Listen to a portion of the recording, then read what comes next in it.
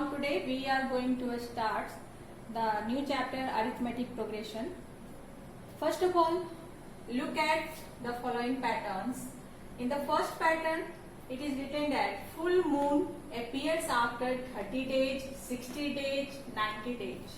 Means full moon जो होता है 30 दिनों, 60 दिनों और 90 दिनों के बाद आता है. तो यहाँ पर हमें एक सीक्वेंस मिल रहा है. अगर हम सीक्वेंस को देखें तो सीक्वेंस किस प्रकार से मिल रहा है 30 days, 60 days and 90 days and so on. Now look at the example, second example. In a cricket match, number of balls thrown increased by 6 balls every over. Means जो बॉल फेंका जा रहा है वह आफ्टर एवरी ओवर 6 बॉल से increase कर जा रहा है. That means फर्स्ट ओवर में 6 बॉल फेंका गया तो सेकेंड ओवर में इससे हम 6 इंक्रीज करेंगे. That means 12 ball. फिर 6 इंक्रीज करेंगे 18 ball and so on. So we have the second pattern. Now look at the third example. Friday will come after these days. That means some sequence is given here. 7 days के बाद फिर Friday आएगा, 14 days के बाद Friday आएगा, similarly 21 days और 28 days के बाद फिर से फ्राइडे आएगा. तो we have a sequence like this.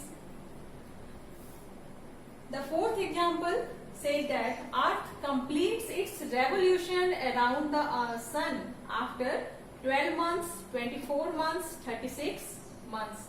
Then again we have a sequence for the months 12, 24, 36 and so on. So when you look at all these patterns, when you look at all these 4 patterns, then you can find that there is some rule. You can find that the succeeding number is obtained by, means you can find that in every pattern some rules are followed. First pattern में भी कुछ rule है, second में भी rule है, third में भी rule है और फोर्थ में भी रूल है. दैट मीन्स वो रूल क्या है. तो जब हम रूल्स को देखते हैं तो हम क्या देख रहे हैं कि प्रीवियस नंबर में कुछ ऐड करने पर आगे वाला नंबर मिलता है. फिर इस सेकंड नंबर में उतना ही ऐड करने पर थर्ड नंबर हमें मिल रहा है. तो इस तरह से फर्स्ट पैटर्न कंप्लीट हो रहा है. उसी प्रकार से सेकंड पैटर्न में भी अगर फर्स्ट नंबर में हम कुछ ऐड करें तो सेकंड मिलेगा और सेकंड में फिर उतना ही ऐड करें तो थर्ड मिलेगा. तो इस तरह से सेकंड पैटर्न कंप्लीट हो रहा है. इसी प्रकार के रूल्स सभी चारों पैटर्न्स में यहाँ पाए जा रहे हैं. तो ये कुछ इस तरह के पैटर्न हैं जिसमें कुछ खास तरह के रूल पाए जा रहे हैं. और वो रूल्स क्या है, वह रूल्स यह करता है कि पहले वाले टर्म में कुछ ऐड करने पर हमें नेक्स्ट टर्म मिलता है. उसी प्रकार के कुछ एग्जाम्पल हम लोग यहाँ पर देखते हैं.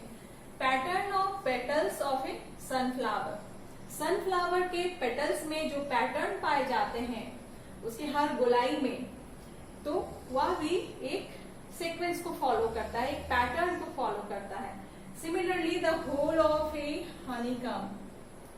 मधुमक्खी का छत्ता देखे होंगे अगर स्टूडेंट, तो उसमें जो होल का एक सीक्वेंस है, होल जो गोलाई में जो होल होता है उस होल की नंबर्स को अगर काउंट करें तो हर गोलाई का नंबर ऑफ जो होल है वह एक सीक्वेंस फॉर्म करता है. इसी प्रकार पाइन एप्पल में जो स्पाइरल्स पाए जाते हैं वह भी एक सीक्वेंस ही फॉर्म करते हैं.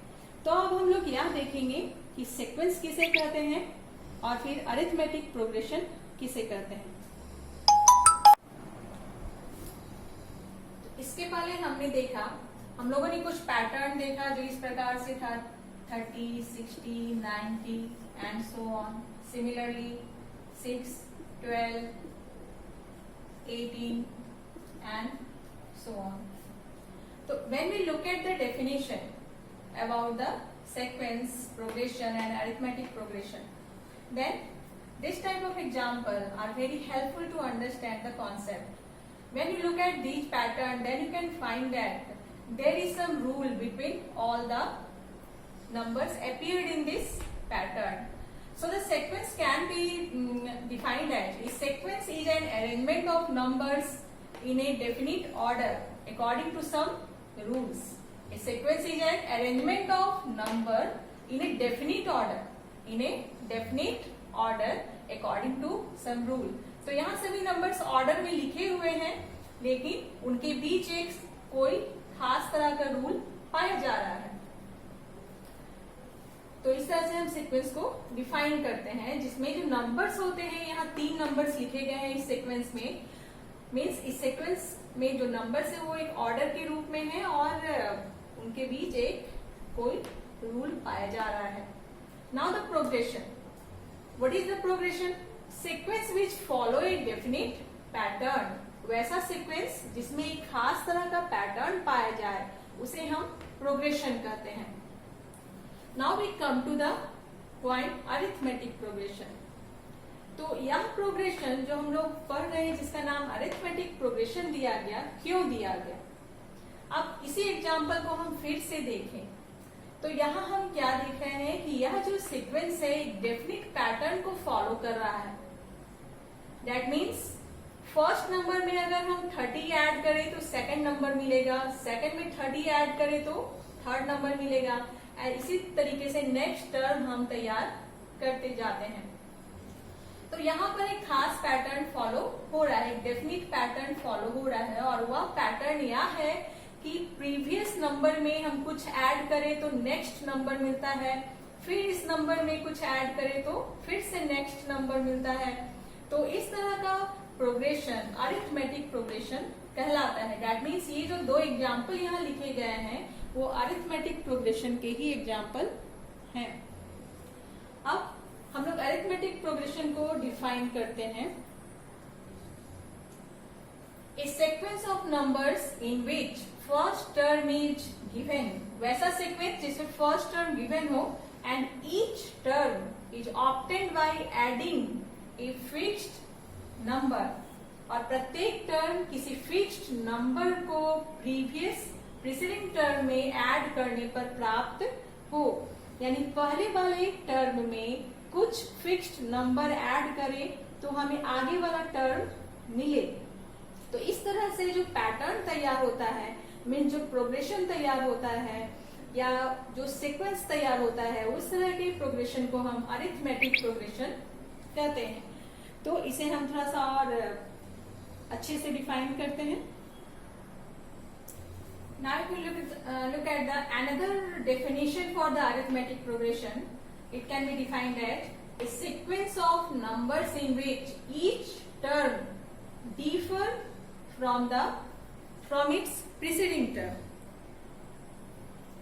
A sequence of numbers in which each term differs from its preceding term. Means प्रत्येक टर्म अपने पहले वाले टर्म के साथ जो डिफरेंस बनाता है वह डिफरेंस ऑलवेज कांस्टेंट होना चाहिए.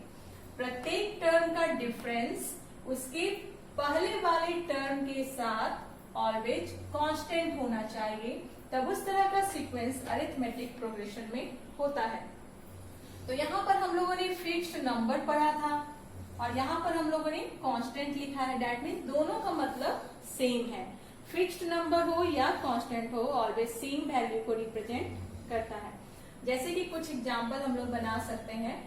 2 में अगर हम 3 ऐड करें तो 5 मिलेगा, 5 में फिर से 3 ऐड करें 8 मिलेगा, 8 में 3 ऐड करें 11 मिलेगा एंड सो ऑन.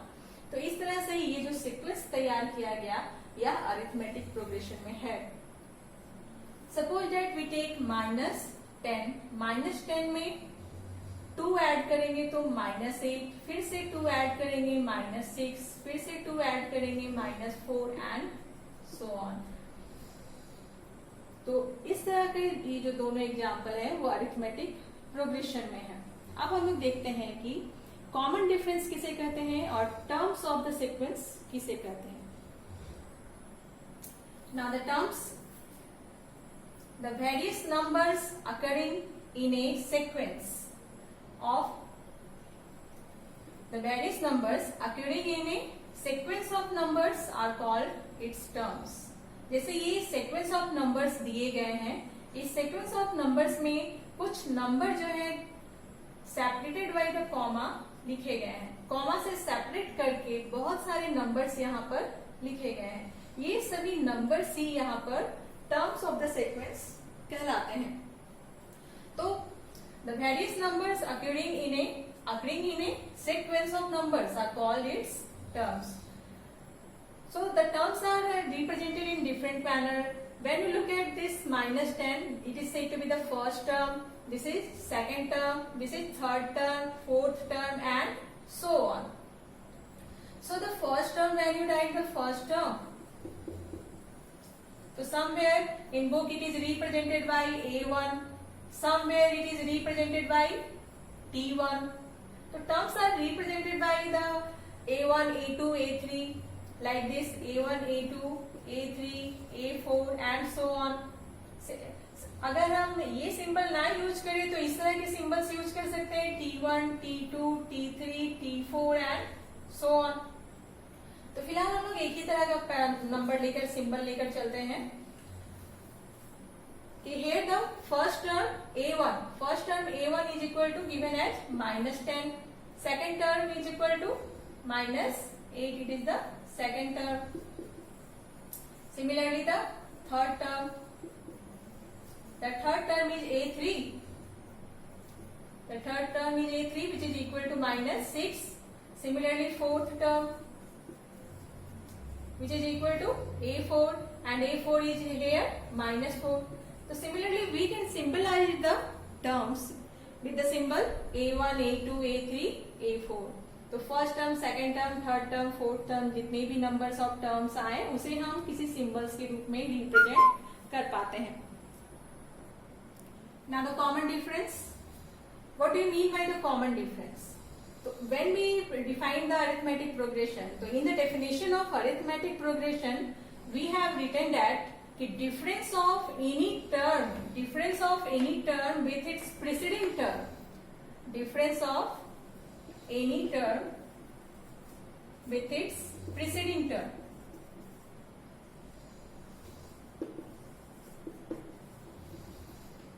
ये ऑलवेज कैसा होना चाहिए? फिक्स्ड होना चाहिए, मीन्स कॉमन होना चाहिए। अगर किसी भी सीक्वेंस में किसी भी टर्म का उसके पहले वाले टर्म के साथ अगर डिफरेंस ऑलवेज सेम आए, मीन्स फिक्स्ड आए, जिसे हम लोग कॉमन कहते हैं, तो उस तरह का डिफरेंस, यहाँ पर हम लोग डिफरेंस निकाल रहे हैं, तो या इस तरह का डिफरेंस कॉमन डिफरेंस कहलाता है। So the common difference can be defined as the constant difference obtained in any sequence is called common difference. Now we are going to clear it with the help of an example. Look at this question. So that progression, the given progression 8, 11, 14, 17 and so on, each and 80, and when this progression is in 80, then you have to find out the first term and the common difference. तो सबसे पहले हमें check करना है कि दिया गया progression 80 में है कि नहीं है। So first of all we write here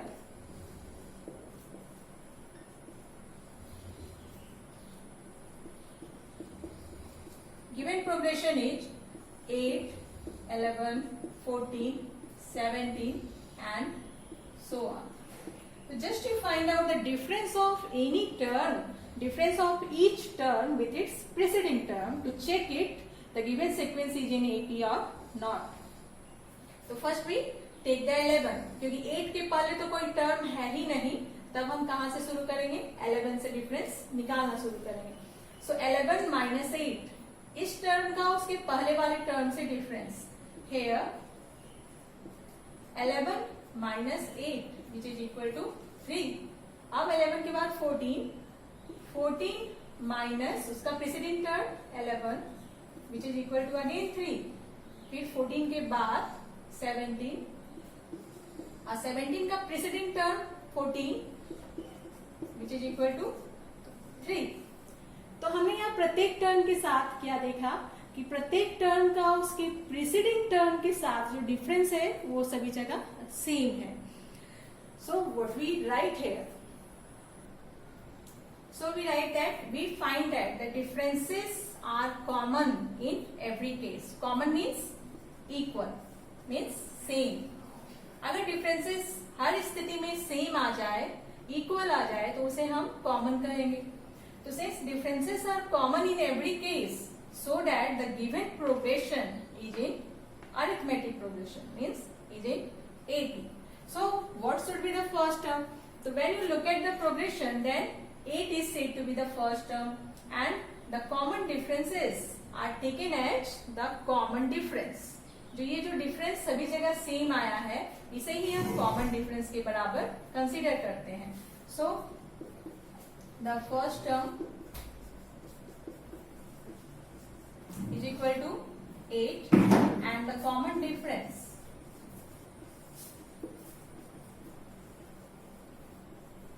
is equal to 3.